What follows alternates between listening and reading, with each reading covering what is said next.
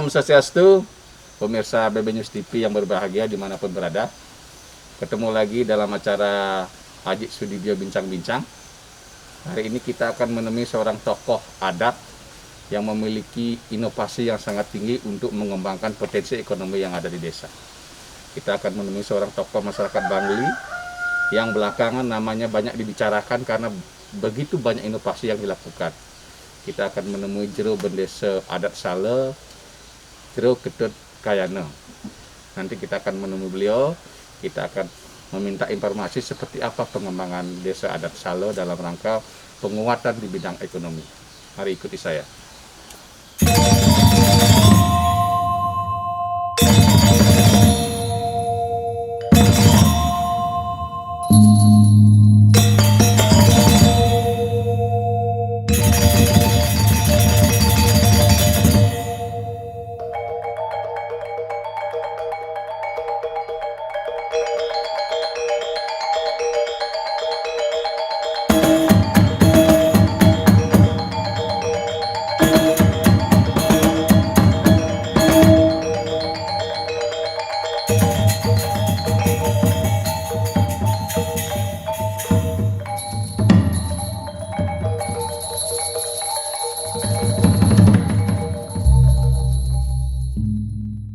Om Swastiastu, Jero. Om Swastiastu, Haji. Oke.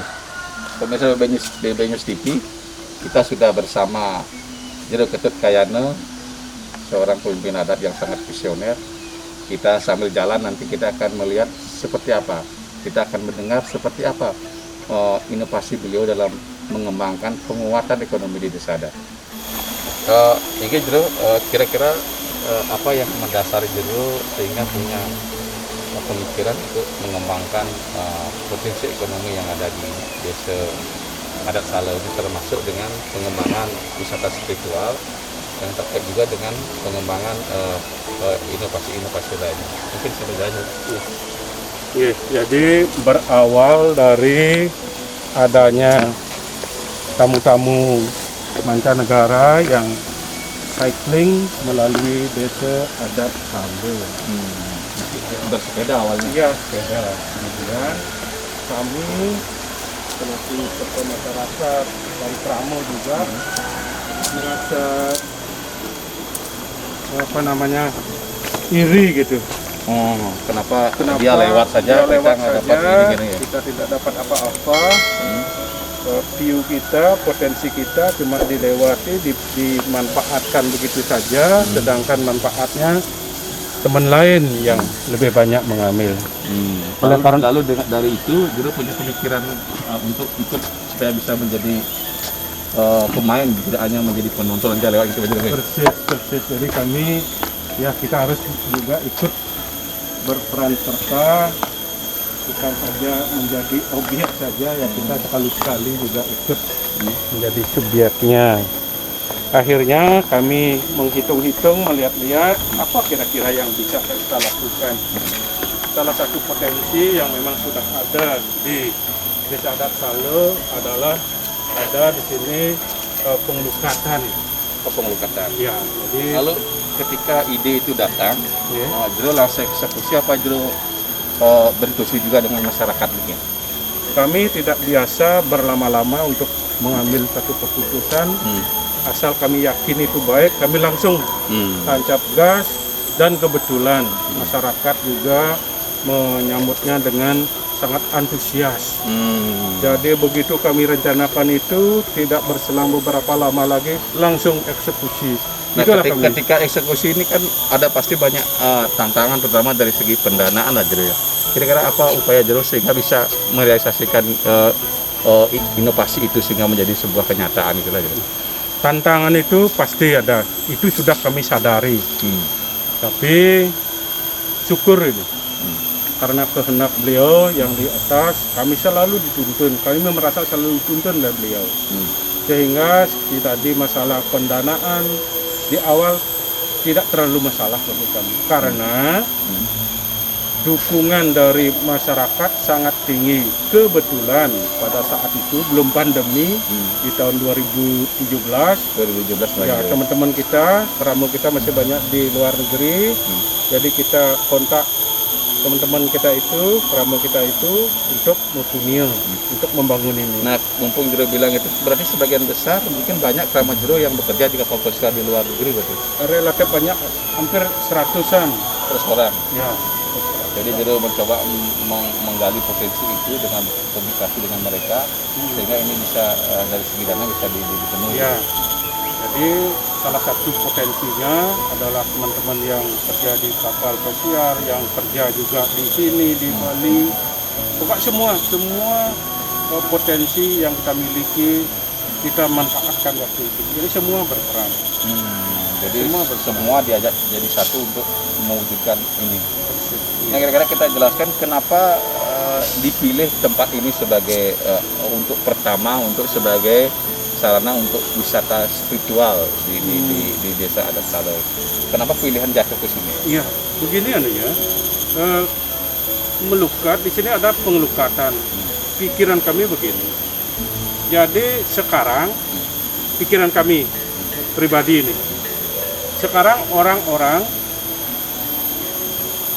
masyarakat penduduk Ramo gitu sudah mulai agak komel. Sudah ada noda-noda, apakah di pikirannya, apakah di perkataannya, termasuk perbuatannya. Lalu apa yang bisa kita lakukan? Ya kecuali kita yang memungkinkan untuk kita lakukan hanya dengan niskala, yaitu dengan melakukan pengelukatan. Pengelukatan ini sesungguhnya yang ada di sini sesungguhnya adalah paice yang memang ada di desa adat Sale, kami yang nyangre, tapi sesungguhnya itu adalah untuk seluruh umat yang memang mau untuk itu. Berarti semuanya boleh itu tidak memandang agama. Tidak memandang agama. Kalau mereka ingin membersihkan diri, menenangkan diri bisa ke sini. Iya. Nah, kira-kira dalam tahap pembangunan berapa bulan nih bisa direalisasikan ini dari awal rencana sampai? Di awal kita butuh waktu sekitar 6 bulan sampai 1 tahun sudah bisa walaupun sambil membangun, sambil berproses pembangunan fisiknya, kita sudah menerima banyak pemedak yang tampil di sini. Pemedak itu dari orang Bali, bahkan juga banyak, kata saya dengar ini banyak orang asing juga ke sini. Jadi pemedaknya selain dari di awal kami rencanakan ini niatkan hanya untuk Ramo Desa Adat Sale. Awalnya. Itu kita tidak mau berpikir terlalu jauh masalah. Tapi hari bertambah hari, bertambah bulan, bertambah tahun, itu akhirnya bukan saja dari Sale tapi di luar Sale. Bukan saja dari luar Sale, dari luar kabupaten. Bukan saja luar kabupaten, seluruh Bali. Bukan saja dari Bali, tapi juga ada dari pulau-pulau di luar Bali, Jawa, Kalimantan juga ada. Bahkan tamu mancanegara juga sangat meminati untuk melukat ke sini. Itu karena dulu sebelum pandemi mungkin masih gitu ya. Karena pandemi mungkin kan tingkat kunjungan juga mungkin menurun ya. Nah, kira-kira apa yang menjadi keunggulan artinya dari sisi spiritual pengelukatan gitu? Keunggulan yang kami memang bergeraknya di keunikan. Unik di sini, unik, betul-betul unik. Mohon maaf ini dengan tidak ada maksud mengabaikan yang lain. Di sini barangkali tidak ada yang seperti pengelukatan ini, karena dari segi prosesinya banyaknya tempat-tempat yang harus dilalui untuk melukat itu. Untuk melukat itu. Di sini paling tidak diperlukan waktu 1 jam untuk melukat. Semuanya bisa semuanya. Ada berapa titik untuk melukat itu? Kita ada 9 titik. 9 titik itu boleh dilalui seluruhnya atau bahkan karena sesuatu dan lain hal, mungkin karena tidak mampu gitu misalnya, mungkin cukup di beberapa titik saja sampai kecampuannya itu saja.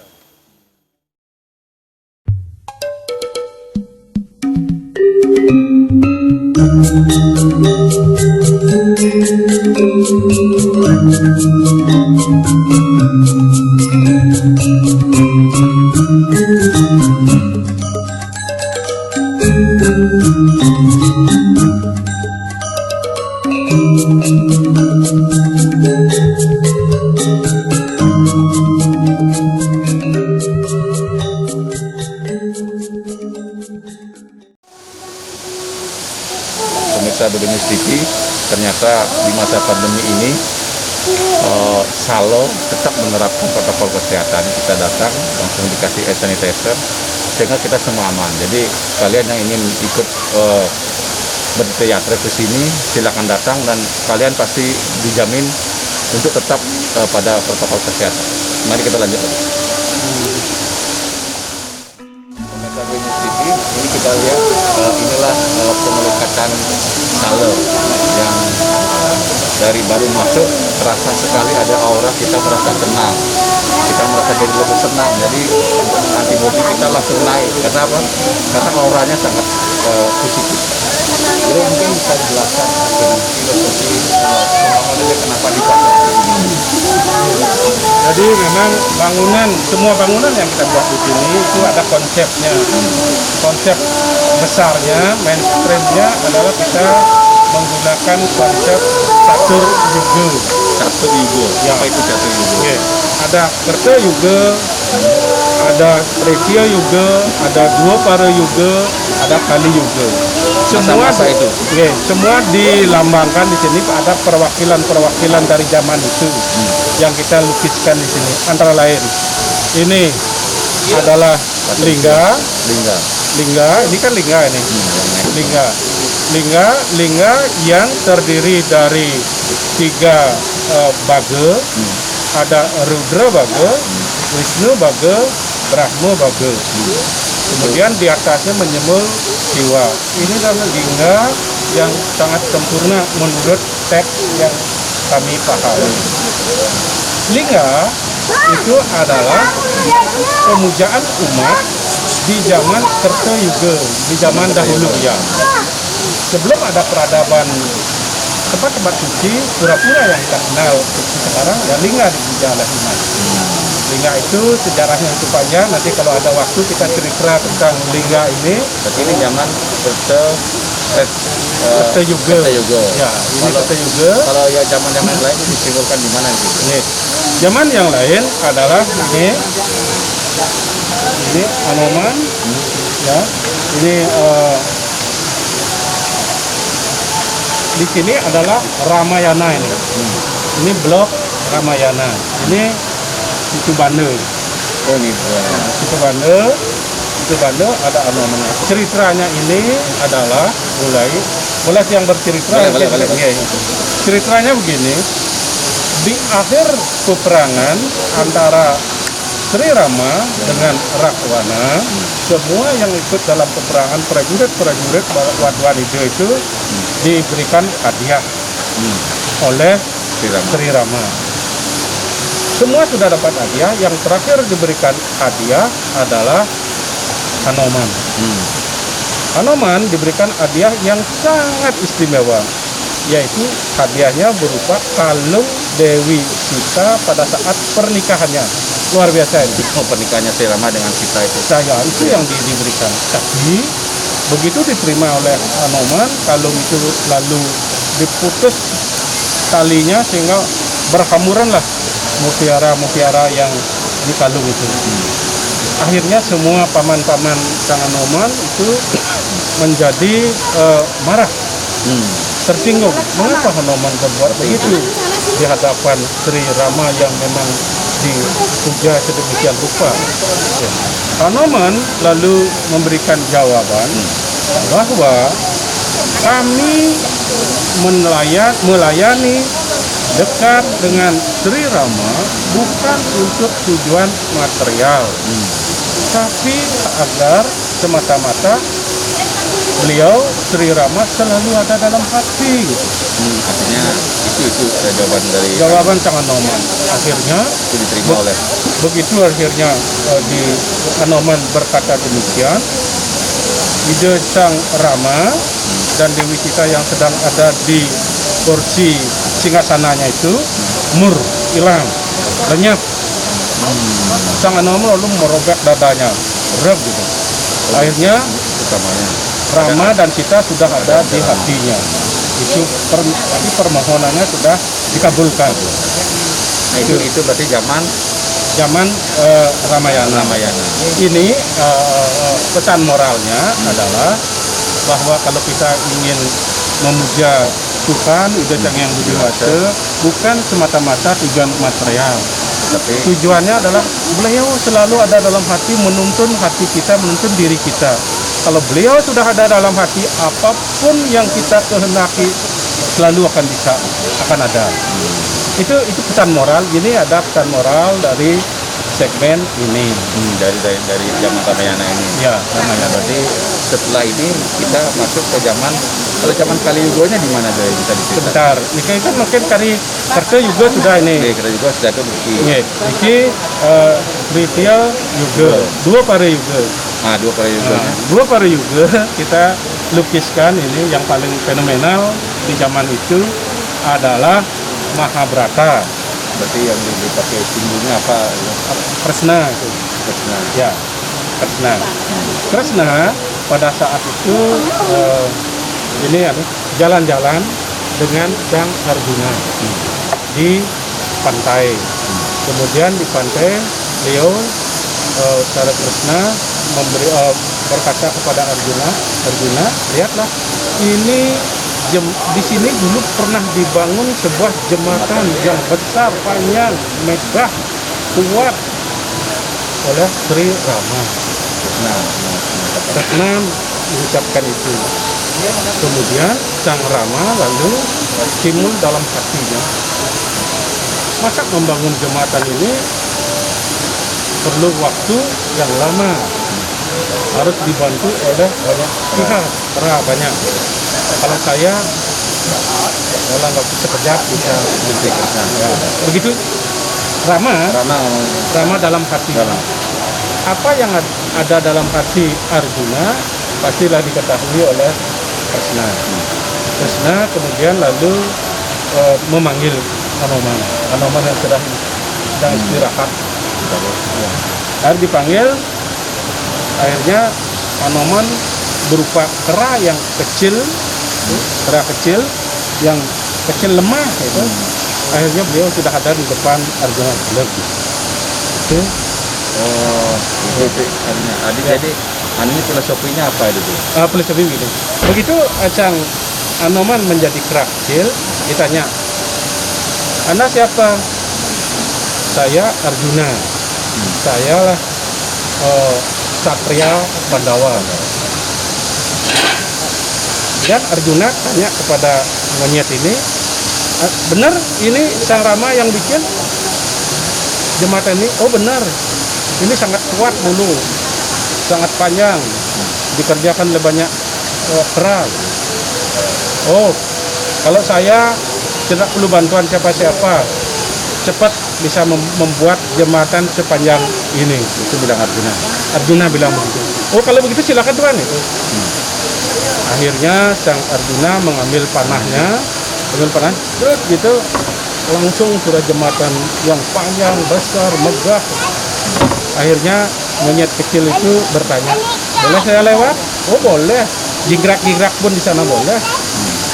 Akhirnya monyet kecil itu melompat, baru lompat sekali jembatan ambruk. Jadi filosofinya kita Ya, pesan moralnya jangan sombong. Jangan melihat orang dari fisiknya, dari penampilan fisik. Kalau melihat kera kecil lemah itu dikira dia ternyata itu.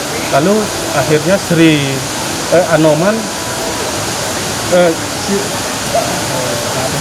lalu Arjuna bertanya, siapa Anda? Sesungguhnya, oh saya adalah Anoman. Nanti Anoman bilang ini, nanti kalau saatnya tiba nanti Barata Yuda terjadi, panggil nama saya akan bantu. Kemudian gambarkan saja saya di kain. Ingat selalu saya, Anoman, panggil saya akan datang. Itulah sejak di keretanya Kresna ada bendera yang bergambar Anoman. Bendera ini sampai sekarang kita warisi adalah bendera-bendera biasanya nih kokober di pura-pura itulah anunya. Tapi konsep dari sana berarti. Dari sana, dari cerita Ini adalah bagian cerita dari Arjuna Pramada. Oh, Arjuna Pramada. Ya, dari segmen Mahabharata atau di Bharatayuddha di Arjuna Pramada. Itu adalah Kekober, kemudian juga karena pada saat membentangkan panah-panah naga paksa itu juga akhirnya naga itu diabadikan dalam umul-umul. Ini umul-umulnya. Inilah yang ingin kita Berarti ada. kan kalau sudah zaman Dwi Prayogo, nah sekarang zaman Kali Yugonya Nah. gimana? Kali Yugonya kan sedang berlangsung. Oh, sekarang ini. Kita lah di sekarang ini. Oke, pemirsa Benus TV, di bidang-bidang tadi video disampaikan, kita akan masuk jembatan Situ Ganda. Ini hasil karya juga berdosa rancangan juga berdosa adat Salo juga saya. Ini substansi fungsinya. Kita sekarang sedang berada di ayalan kita itu sudah berada di jembatan Situ Ganda Camat Ramayana. Coba kalau Anda ingin tahu sensasinya silahkan datang langsung ke sini. Dan kita sekarang sedang menuju ke objek wisata yang baru akan dibuat, yaitu objek wisata agrowisata yang berkombinasi dengan pertapaan, tempat meditasi. Kita akan naik.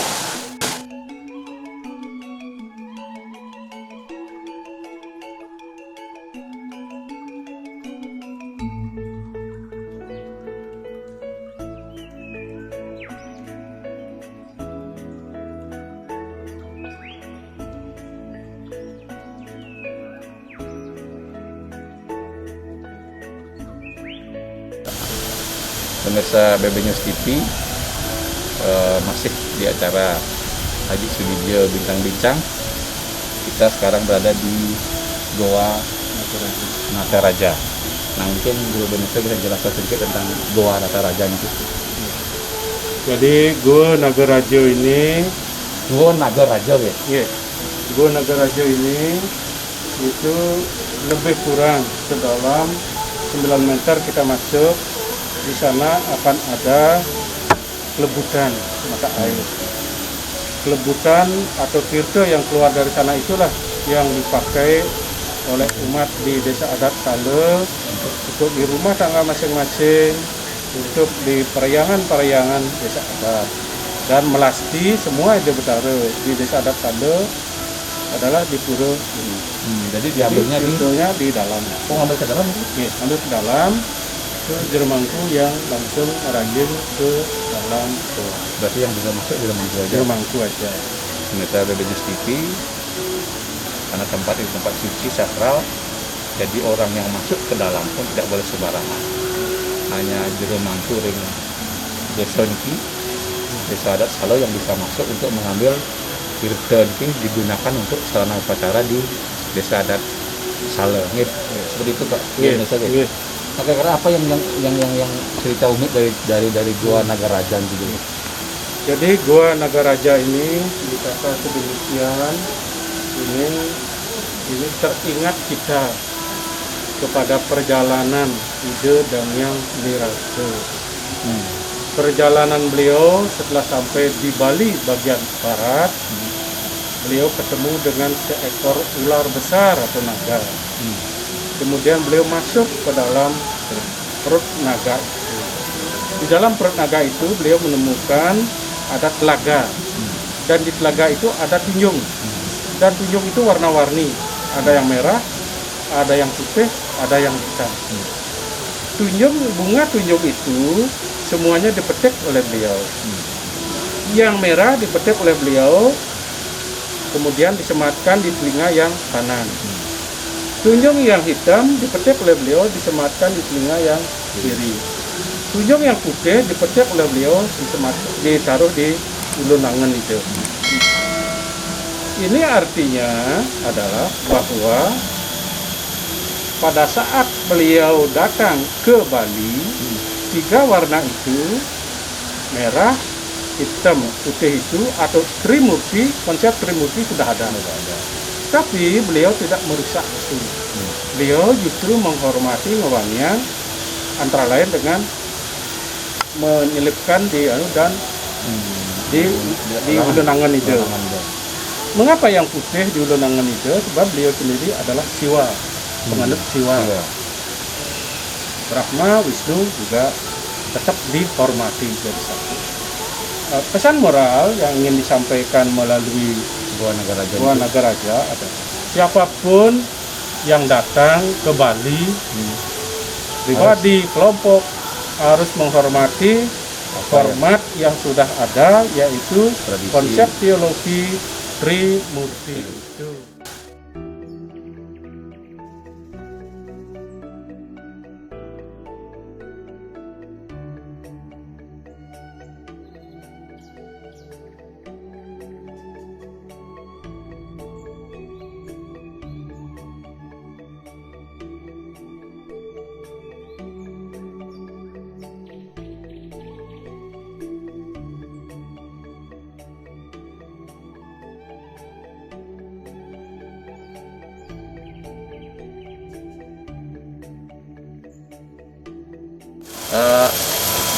Terima kasih Jero atas waktunya hari ini. Mungkin saya mau tanya yang terakhir, bukan pertanyaan terakhir tapi pertanyaan yang paling penutup lah. Kira-kira apa yang mungkin akan Jero rencanakan ke depan, dan apa harapan Jero kepada pemerintah untuk pengembangan kira-kira? Jadi ke depan kami ingin tempat wisata spiritual ini akan menjadi semakin baik, semakin representatif sesuai dengan harapan dari umat yang tentu untuk mewujudkan itu harapan kita kepada pemerintah, swasta, pihak-pihak yang mempunyai perhatian dengan masalah wisata, bantu kami, bimbing kami, beri support kami, sehingga apa yang kami impikan menjadikan tempat wisata ini sebagai tempat wisata yang memang diharapkan oleh semua umat bisa terwujud. Pemirsa BB News TV yang berbahagia, tadi sudah kita dengarkan penjelasan panjang lebar dari Jero Ketut Kayana dan Desa Adat Sale.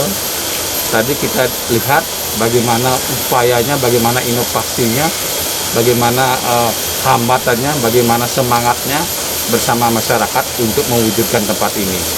Ada banyak hal yang kita ambil dari pelajaran dari apa yang dilakukan oleh Jero Desa Adat Sale, Jero Ketut Kayana, bahwa kita dalam sektor pariwisata ini kita tidak hanya harus menjadi penonton saja. Kita harus ikut berkecimpung sehingga kita merasakan manfaat dari sektor pariwisata itu. Kedua, juga perlunya kerja keras, karena sesuatu itu akan bisa diwujudkan jika kita bekerja keras, karena semua harus ada proses. Ini bukan satu yang instan, ini sebuah perencanaan yang matang sehingga nanti hasilnya juga baik. Yang ketiga, tentu perlunya dukungan dari semua pihak termasuk pemerintah, sehingga ide-ide kreatif yang dimunculkan dari desa adat ini bisa cepat direalisasikan. Mungkin yang terakhir bagi kita, bagaimana kita bersama-sama mewujudkan kedaulatan, kita bisa berdikari secara ekonomi di desa adat. Itu yang sindap anduk kawasan. Om Santi Santi Santi Om.